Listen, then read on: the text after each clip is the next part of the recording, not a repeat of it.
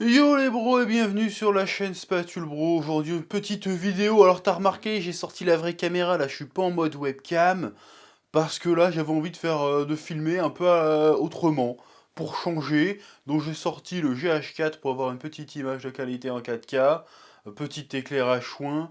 On va bien rigoler. Petite vidéo aujourd'hui qui va parler un peu qui va reparler un peu de toute la hype autour de Spider-Man No Way Home. Donc si tu n'as toujours pas vu Spider-Man No Way Home, barre-toi d'ici parce que je vais spoiler comme un bâtard en fait. Je préfère te prévenir, donc déjà comme ça t'es prévenu. Déjà de base. Et on va parler de Spider-Man No Way Home et de certains éléments qui se passent dans Spider-Man No Way Home. Mais à partir du moment où là j'ai prévenu que je spoilais, je peux y aller. On va parler un petit peu de toutes les rumeurs qui tournent autour, surtout, d'Andrew Garfield et de son Amazing Spider-Man. Parce que je trouve que les rumeurs qui tournent autour, plus les nombreuses théories de fans qui tournent autour, très intéressantes. Et je me suis dit que ça pourrait être marrant d'en reparler en vidéo, de faire un petit récapitulatif de ce qui traîne, et puis de donner un petit peu mon avis sur la question, et puis savoir vous aussi ce que vous en pensez. Ben oui, et alors? Ouais. Alors, récapitulatif de cette giga rumeur. Cette giga rumeur qui court depuis quelques jours, voire quelques semaines, c'est que avec le succès, pas inattendu, mais le succès incroyable que a reçu Spider-Man No Way Home et les excellents retours des fans sur les anciens Spider-Man, à savoir Tobey Maguire, Tobey or Not Tobey, qui reste mon préféré, et surtout Andrew Garfield, qui a eu un petit arc rédemption, à la fois dans le film et hors du film, parce que son personnage a toujours été apprécié, mais ces films ont été un petit peu boudés, donc c'était un petit peu le Spider-Man qui a échoué, c'était un petit peu le paria. Et il semblerait, en tout cas selon la rumeur, on ne sait pas encore si c'est vrai, peut-être que là, tout ce que je dis dans la vidéo, ça va être de la merde et que c'est absolument pas vrai, mais on va quand même en parler. Selon la rumeur, il aurait signé, pas que lui d'ailleurs, Tobey Maguire aussi, un deal d'apparition dans plusieurs films de Sony et de Marvel. Alors, déjà, apparemment, il paraîtrait que Tobey Maguire et Andrew Garfield auraient peut-être, je dis bien encore une fois, auraient, c'est du conditionnel, je ne sais pas si c'est vrai, auraient peut-être une apparition dans le film d'animation qui sort cette année normalement, Into the Spider-Verse partie 2, non? Into the Spider-Verse. Bon, le deuxième film Spider-Verse, avec Miles Morales en animation, qui était très très cool d'ailleurs. Apparemment, Sony envisagerait un troisième volet de Venom durant lequel il affronterait Spider-Man. Alors, quel Spider-Man? A priori, ce serait celui d'Andrew Garfield. Et apparemment, les deux Spider-Man, les deux Spider-Man seraient aussi au casting du prochain film Avengers, Secret Wars, qui, je le rappelle, va exploiter à donf le multiverse, que dans le comics, le délire de multiverse est très présent dans, en tout cas, les deux ou trois itérations de l'event Secret Wars, si ma mémoire est bonne. Ainsi qu'un potentiel caméo pour le Spider-Man d'Andrew Garfield dans le prochain film Sony estampillé Spider-Verse, le film Morbius, qui à la base était prévu à la fin de ce mois-ci, hein, le 28 janvier si ma mémoire est bonne, mais ce matin la news est tombée que le film avait été reporté vers fin avril, si je dis pas de conneries, ou début avril, si je dis pas de conneries. Il a été reporté de 2 ou 3 mois. Étonnant, mais on va en reparler de ça. Oui. Alors, en quoi cette rumeur pourrait être, ou ces rumeurs plutôt, pourraient être crédibles? Alors déjà, il y a le succès incroyable de Spider-Man No Way Home, comme je te le disais en introduction, qui a certainement titillé les oreilles de Sony. Parce que déjà, tu sens depuis quelque temps avec les projets Spider-Man de Sony, notamment Venom, qu'on cherche à vouloir se rapprocher du MCU, voire carrément à en faire plus ou moins partie. On l'a vu avec l'apparition de Venom dans No Way Home. On pourrait se dire, ouais, c'est juste un caméo comme ça qui apporte rien. Eh, peut-être que finalement, ça servait à quelque chose. Et en plus, il y a la promotion, la communication autour du film Morbius qui est quand même très, très bizarre. Alors déjà, le film a été retardé un sacré paquet de fois. Alors, D'une part, ça doit être dû à la pandémie, mais peut-être autre chose, on va y revenir. Et il faut dire que le projet Morbius, à la base, depuis qu'il a été annoncé, c'était un projet qui était quand même un peu OSEF sur 20, parce que Morbius, bon, pour les fans de Spider-Man, c'est un personnage assez connu, mais du grand public, on s'en bat les reins de Morbius. Moi, de base, quand on m'a dit le projet, en plus avec Jared Leto, alors c'est pas que j'aime pas Jared Leto, mais qui est tombé un petit peu en disgrâce dans la geekerie depuis son Joker qui a été massacré dans Suicide Squad, bon, il faisait pas rêver, si tu veux. Ah, ils font un film Morbius, bah super, ça m'en touche une sans faire bouger l'autre, hein, comme dirait l'autre. Oui. Mais au fur et à mesure qu'on nous a dévoilé des nouvelles images et seulement 2 petits trailers, ces 2 petits trailers nous disséminaient quelques petits indices qui nous faisaient, qui titillaient un peu la curiosité des fans et qui nous faisaient nous poser des questions. La grande question que nous faisaient poser ces 2 trailers, c'était putain, mais dans quel univers se passe ce film en fait? Parce que dans le second trailer notamment, on a pas mal de petits indices, de petites références qui sont montrées, qui font penser à différents univers autour de Spider-Man. Bon déjà, on a l'apparition du Daily Bugle, avec le logo qui semble, si ma mémoire est bonne, j'ai pas vérifié, être très proche du logo du Daily Bugle qu'on avait dans le Rémiverse, comme on l'appelle. Sans parler du fait qu'on a un Tobey, un Spider-Man version Tobey, qui est tagué sur un mur à un moment donné avec l'inscription Murderer. Du coup, on pourrait se dire, putain, ça se passe dans le Rémiverse en fait. Quand je dis Rémiverse, c'est l'univers de la saga Spider-Man réalisée par Sam Raimi, bien sûr. Oui. Mais on voit aussi la tour d'Oscorp qui ressemble vachement à la tour d'Oscorp qu'on peut voir dans les films The Amazing Spider-Man. Du coup, on se dit, bordel, ça se passe dans l'univers de The Amazing Spider-Man. Le Spider-Man de ce monde, c'est Andrew Garfield, très certainement. Puis boum, quand on se dit ça, on voit la gueule de Michael Keaton qui se pointe et qui fait à Morbius, faudrait qu'on bosse ensemble. Donc on se dit, putain, c'est le vautour, ce bâtard. Donc putain, ça se passe dans le MCU, en fait. Et en plus, dans les différents journaux, on voit des références à l'univers de Spider-Man. Il me semble que ça parle du Rhino, ça parle de Black Cat, ça parle de différents méchants dans le Daily Bugle. Et en plus, à la toute fin du second trailer, il se permet de faire une référence très très appuyée à une réplique, à un passage assez cool du premier film, Venom, en disant « Eh non, je suis Venom », il fait « Non, je déconne, je suis juste Morbius ». Donc là, on se pose des questions.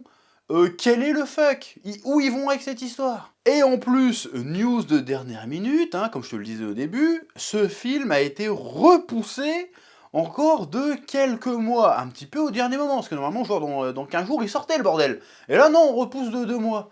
Donc on se pose des questions. Alors, est-ce qu'il est repoussé à cause de la pandémie? Parce qu'à la base, quand il a commencé à être repoussé, ce projet-là, bon, pas tout de suite, ça a commencé à être repoussé avant la pandémie, si je dis pas de conneries, mais ça a été repoussé pas mal de fois pendant la pandémie aussi. Alors, est-ce que c'était la seule raison? Ou est-ce que c'était pour s'aligner sur un certain agenda d'une autre firme? On peut se poser la question, parce que Marvel aussi a décalé ses films. Donc peut-être qu'ils se sont dit, tiens, il y a peut-être un truc à faire. Peut-être que c'est lié tout ça. Ou alors pas du tout. Encore une fois, on est dans l'imagination, dans la théorie, dans la rumeur. Donc, soit il a été repoussé à cause de la pandémie, soit il a été repoussé pour des raisons artistiques et surtout commerciales. Mais encore une fois, je le répète, c'est une rumeur, c'est une théorie, là je pars dans l'imagination, si ça se trouve je raconte que de la merde, oui. Et donc là on va prendre quelques instants pour réfléchir à pourquoi ce serait pas totalement délirant d'imaginer ça.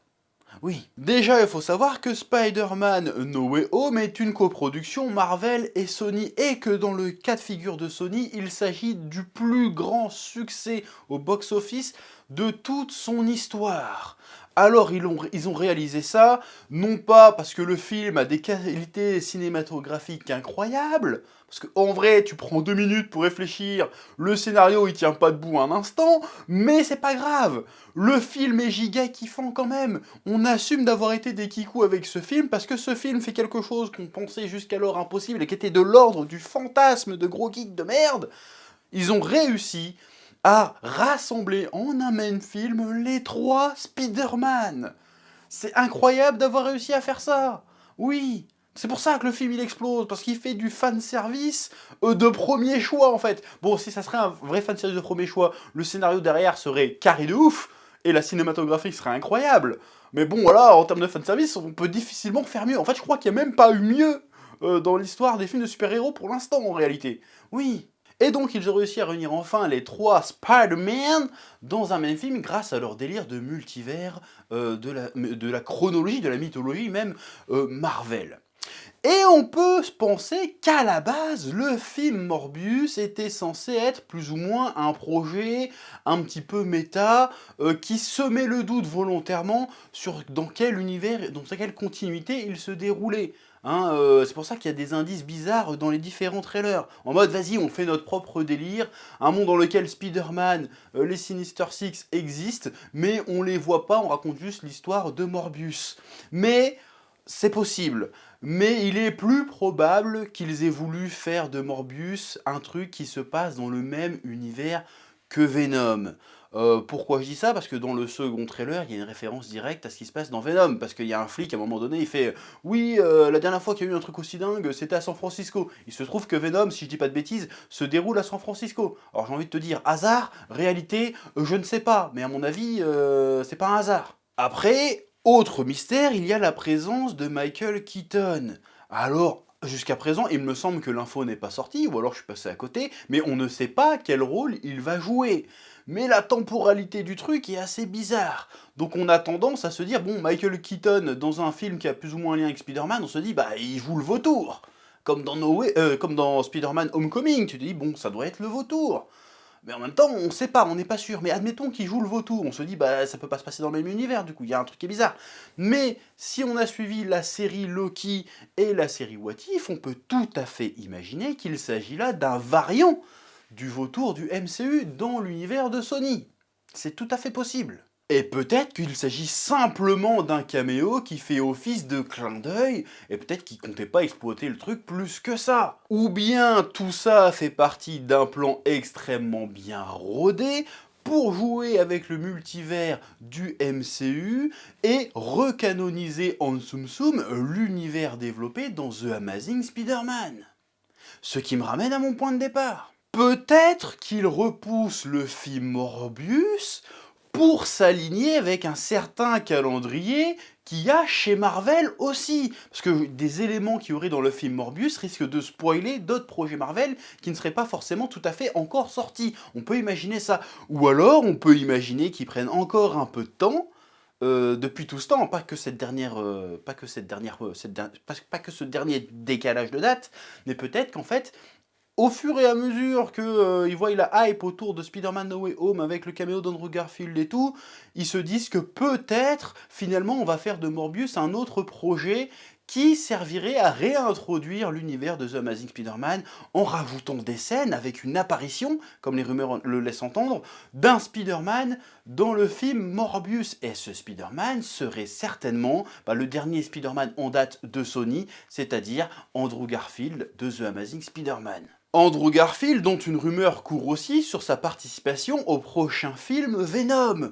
Donc tout ça est quand même plus ou moins lié et plus ou moins cohérent. Encore une fois, si c'est vrai, ça se trouve, on dit que de la merde depuis tout à l'heure. Hein. Et s'ils font vraiment ça, Sony, ce serait un fantastique moyen pour eux d'enfin réussir à mettre en place le Spider-Verse qu'ils essayent de mettre en place et dont ils nous rabâchent les oreilles depuis 10 piges. Ça fait plus de 10 piges hein, qui disent « Ouais, on va faire un univers autour de Spider-Man un peu à la Marvel, que dans Spider-Man, il y aura les Sinister Six, il y aura un film sur chaque méchant, et tutti quanti. » Et bien pour l'instant, à part Venom, et Morbius qui arrive là, on a dit « Bon, le truc, il tarde à arriver quand même. C'est un petit peu... ça n'a pas l'air d'avancer cette histoire. » Et bien là, peut-être qu'ils ont trouvé la solution pour refaire revivre cet univers en fait. Et si depuis toutes ces années, ce projet d'univers Spider-Man à part a un peu, comment on dit, a un peu échoué, n'a pas vraiment abouti, c'est parce qu'entre-temps, Sony, devant l'échec de The Amazing Spider-Man 2, avait refourgué, en tout cas partagé, le personnage avec Marvel. Et du coup, c'était ça le casse-tête.